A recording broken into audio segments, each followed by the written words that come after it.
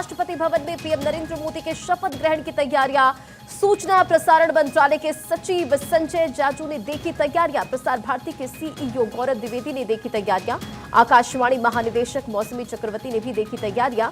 दूरदर्शन महानिदेशक कंचन प्रसाद ने भी तैयारियां देखी है। तो देखिए, लगातार शपथ ग्रहण समारोह की तैयारियां जारी है और इसी बीच सूचना प्रसारण मंत्रालय के सचिव संजय जाजू ने तैयारियां देखी है और राष्ट्रपति भवन में पूरी तैयारियां की जा रही है। और अदिति लगातार हमारे साथ बनी हुई है। अदिति, देखिए, केसी त्यागी की बात करें और ललन सिंह की बात करें। ललन सिंह ने कहा कि एनडीए की सरकार बन रही है। केसी त्यागी की अगर बात करें तो उन्होंने कहा कि अनकंडीशनल सपोर्ट है, लेकिन एक चीज का जिक्र उन्होंने यहां पर किया कि दिल से यह मांग है कि बिहार को विशेष राज्य का दर्जा मिले।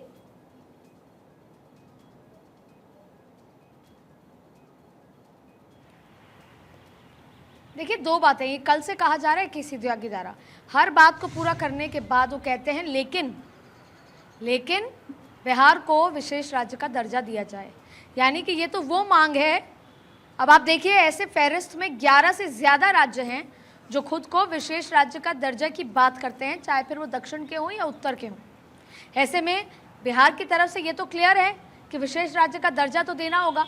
और साथ में एक और ख़ास बात कही गई, जब हम ये बाइट सुन रहे थे तब ये कहा गया कि कैसे जातिगत जनगणना, आपको याद होगा जब नीतीश कुमार आरजेडी के साथ थे, इंडिया गठबंधन के साथ थे, तब उन्होंने खुद बतौर मुख्यमंत्री जातिगत जनगणना वाला पूरा जो सीन हुआ था।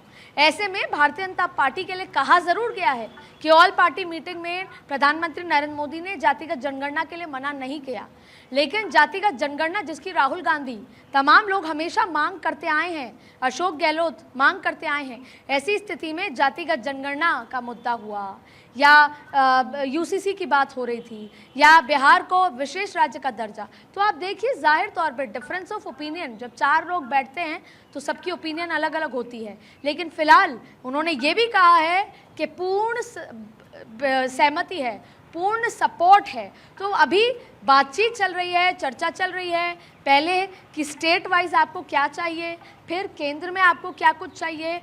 तो अगले 24 घंटे तक इस बात की चर्चा चलती रहेगी। और इस बीच में बार बार ये भी है कि शपथ तो मोदी लेंगे और मोदी की शपथ की तैयारियां शुरू हो गई।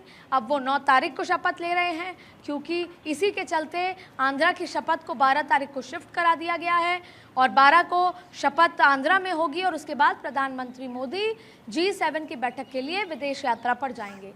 लेकिन अभी अगले 24 घंटे लगातार जो चर्चाएं हैं वो तेज़ होने वाली हैं, चाहे फिर वो पोर्टफोलियो को लेकर हो या राज्यों की अपनी अपनी मांग को लेकर हो। लेकिन इस बीच ये चीज़ भी क्लियर होती नज़र आ रही है कि किसी भी घटक दल की कोई भी प्रेशर टैक्टिक्स नहीं चल पाएगी, क्योंकि आंकड़े बढ़ते जा रहे हैं। और जब आंकड़ा 303 पहुंच जाएगा तो किसी भी घटक दल का अगर बैकस्टेप किया जाएगा तो सरकार को कोई खतरा नहीं होगा। जी अदिति, एक सवाल यहाँ पर और महत्वपूर्ण हो जाता है कि बीजेपी का जेडीयू टीडीपी के साथ तालमेल क्या एक चुनौती है, क्योंकि कई ऐसे मुद्दे हैं जहाँ पर एक दूसरे में नहीं बनती है। अगर बात करें एक देश एक चुनाव, परिसीमन और यूनिफॉर्म सिविल कोड या फिर काशी मथुरा।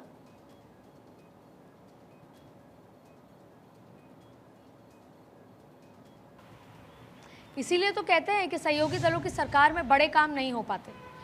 टीडीपी और जेडीयू दोनों ही वो पार्टियां हैं जिसको मुस्लिम वोट का समर्थन अपने अपने राज्यों में मिलता आया है। आंध्रा में टीडीपी को मिलता है तो जेडीयू को बिहार में मिलता है। और भारतीय जनता पार्टी की राजनीति सबका साथ सबका विकास के साथ साथ कहते हैं कि हिंदू सेंट्रिक या मेजॉरिटी सेंट्रिक राजनीति है। तो चीज़ें तो बहुत कुछ बदली हैं।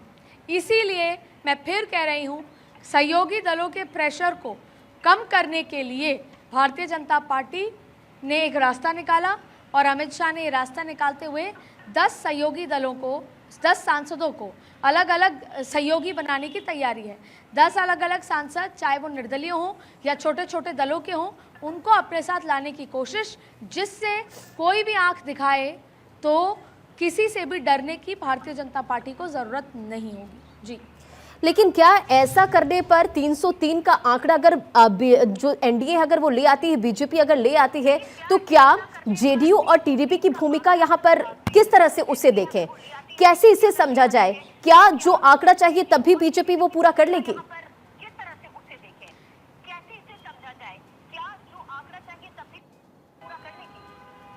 देखिए बिल्कुल, जेडीयू वैसे तो देखिए पूरी तरीके से जेडीयू सत्ता के साथ रहना चाहती है और उसको पता है कि अभी अगले 5 साल तो भारतीय जनता पार्टी के साथ रहेंगे, तभी बिहार में और तभी केंद्र में सत्ता के करीब रहेंगे या सत्ता में रहेंगे। दूसरा टीडीपी की मजबूरियां बहुत हैं। टीडीपी को अभी आंध्रा में बहुत सारे काम हैं जो केंद्र के सपोर्ट के बिना नहीं हो सकते। उसको अमरावती को कैपिटल बनाते हुए एक बड़ा सहयोग जो है चाहिए होगा। केंद्र की राजनीति में एक बड़े सहयोग की ज़रूरत होगी, इसलिए टीडीपी को भी उतनी ही ज़रूरत है।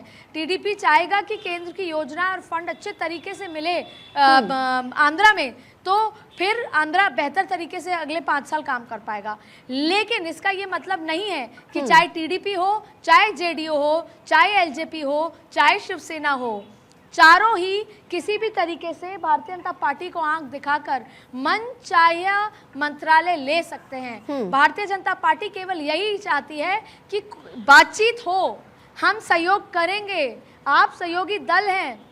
पहले जो 2 बार के 10 साल का जो कार्यकाल रहा उसमें भले ही बहुत मिनिमलिस्टिक रिप्रेजेंटेशन दिया हो, लेकिन इस बार ऐसा नहीं होगा। आपको रिप्रेजेंटेशन मिलेगा, लेकिन बड़े मंत्रालय जिनमें काम होता है वो नहीं देंगे, और अगर देंगे भी तो उसमें आप आंख ना दिखाएं, आप प्रेशर पॉलिटिक्स ना करें। उसी प्रेशर को कम करने के लिए भारतीय जनता पार्टी ने 10 और सांसदों को अपने साथ जोड़ने की पूरी रणनीति फाइनल कर ली है। पर्दे के पीछे काम पूरा हो चुका है। ऐसे में जेडीयू अगर साथ है तो आपका वेलकम है, जेडीयू अगर साथ है तो आपकी हर वाजिब चीज़ को माना जाएगा। टीडीपी अगर साथ है तो आपकी हर वाजिब चीज़ को माना जाएगा। बिल्कुल। लेकिन अगर आप कोई ऐसी बात कहेंगे जो वाजिब नहीं लगेगी, क्योंकि याद रहे भारतीय जनता पार्टी के पास अभी भी 240 का आंकड़ा है,